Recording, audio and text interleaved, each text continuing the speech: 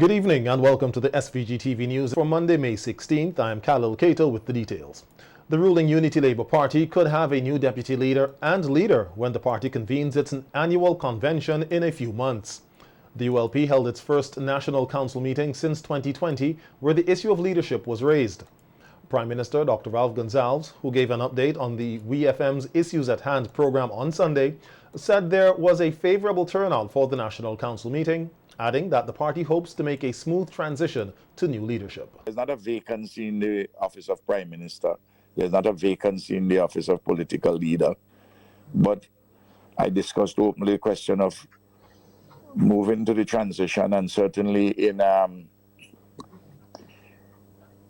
have the way prepared for our convention on the 31st of July, where we will elect a deputy political leader. Prime Minister Gonsalves also hinted that the ULP may elect a new leader at the July convention. We may elect a political leader too, while the Prime Minister continues and we decide how far into the term he goes, or whether he goes the full distance.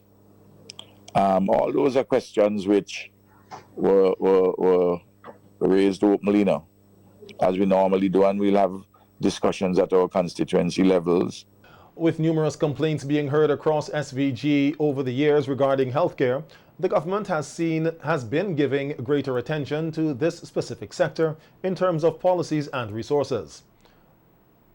This from the Minister of Health, Wellness and the Environment, Sinclair Prince, who on radio on Sunday highlighted the progress that has been made thus far to improve the healthcare sector and noted that it has not been an easy task. In the 2022 budget, we allocated over $100 million, to be exact, maybe about $106 million towards healthcare here in St. Vincent and the Grenadines. Of course, that's not all it cost.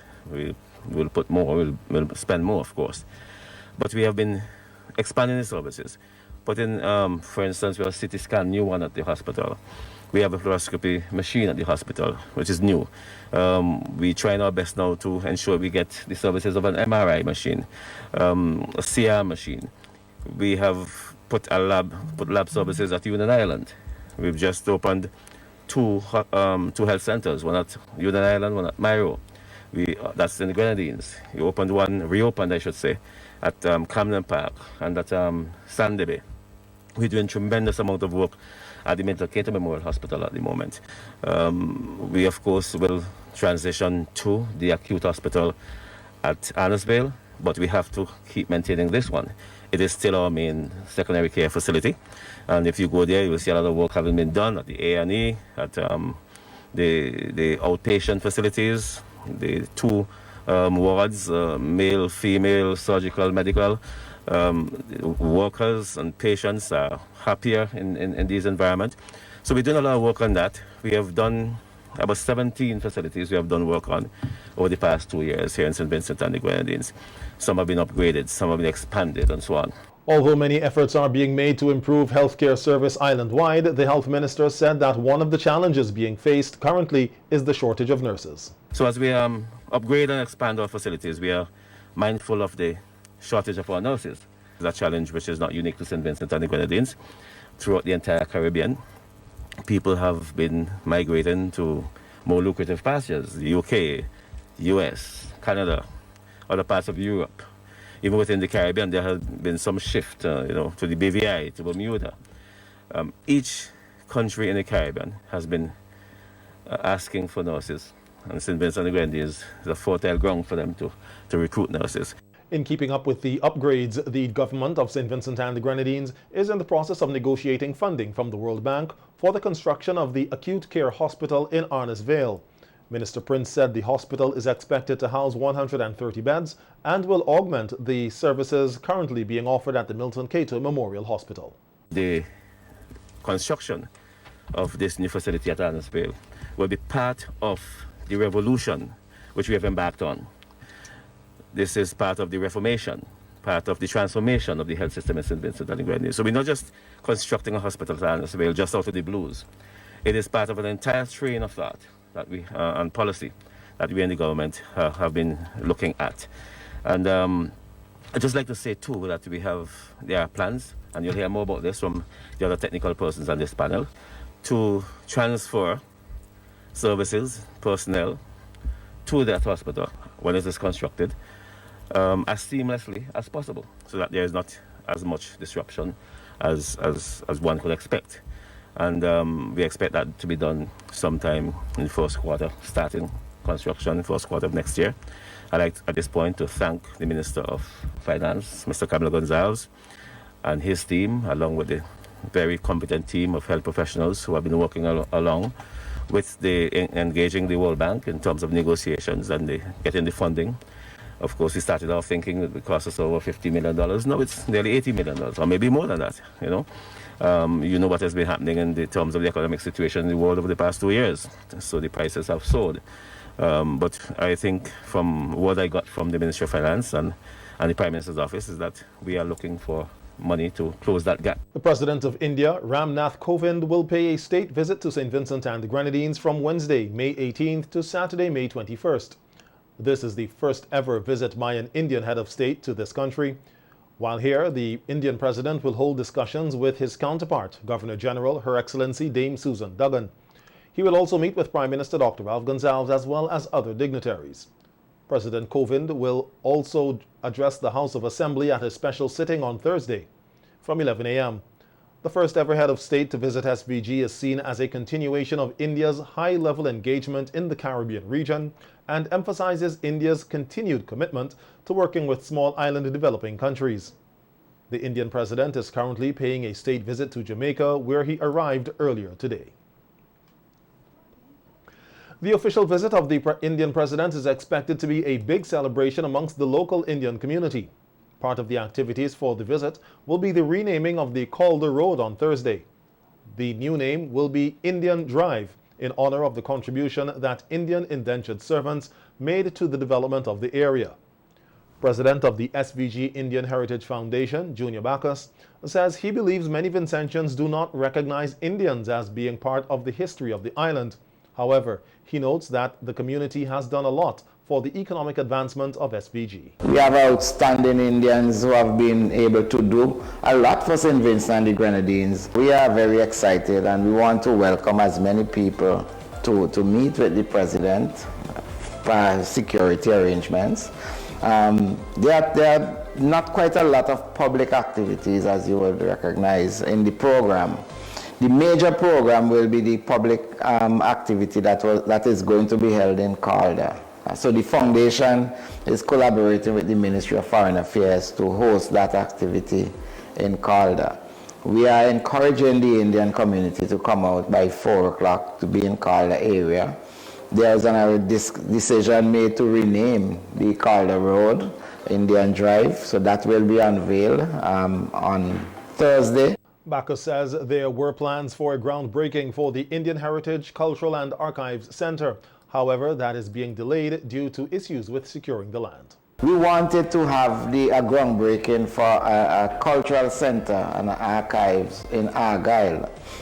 But there is some delay between the government and the National Trust in respect to an acre of land in Argyle that we have been lobbying for. And the Indian government has made a verbal commitment, I should say, that once we get the land in place, the government will assist us with the design and the construction of that Indian Cultural and Heritage Center in the area of Argyle.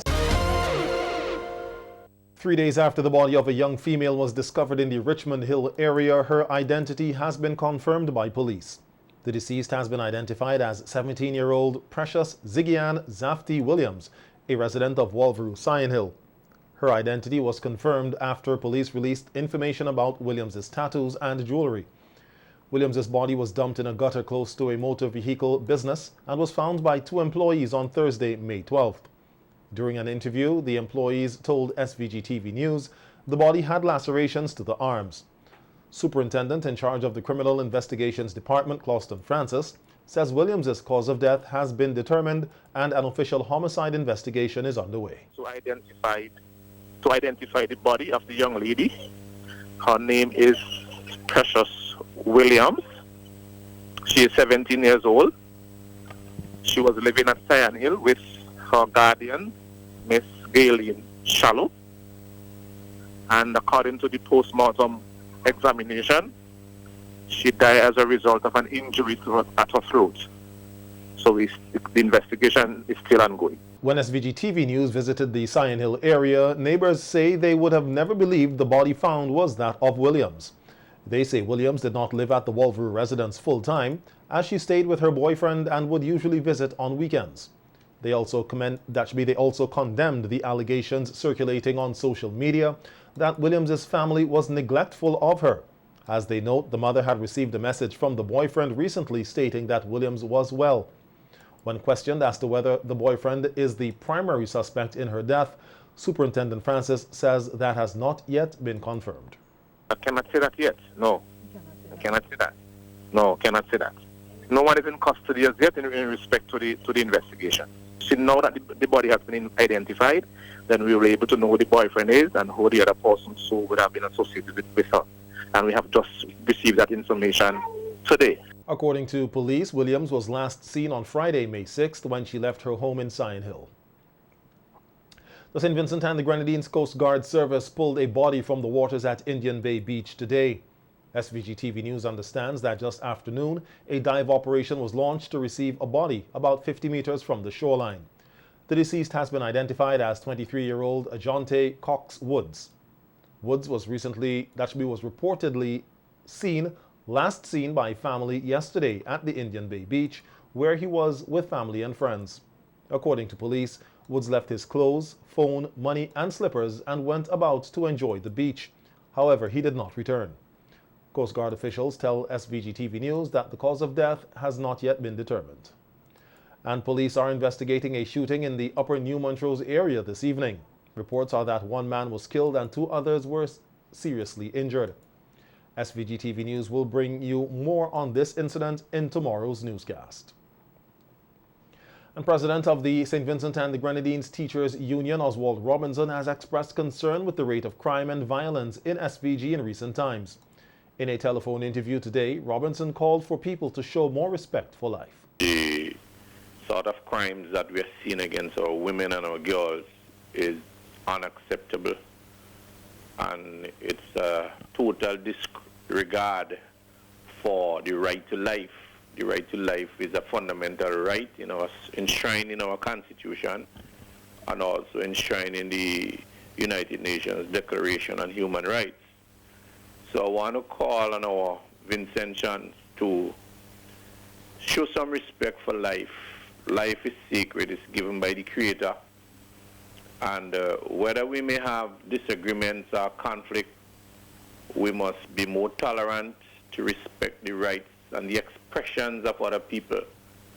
And we must be able to resolve our conflict in a very peaceful and amicable manner. The president says that he is hoping and praying that the perpetrators of these crimes are brought to justice, and also appeals to the public to share all necessary information to solve these crimes with the police.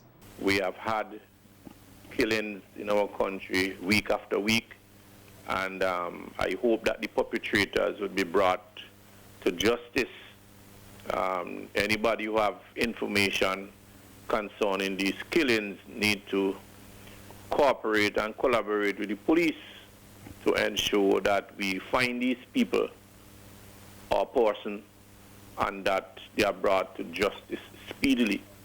I want to appeal to our women and our girls that when you are being threatened or in a situation which is compromising your health and your safety, that you need to speak out. Too many times we keep these information undercover and then we only know about it when something brutal happens to you. I want our country to be more peaceful, to be more loving, to be more tolerant, and I hope that we'll be able to join hands in hand and hearts together to fight this wicked acts which are taking place in St. Vincent and the Grenadines.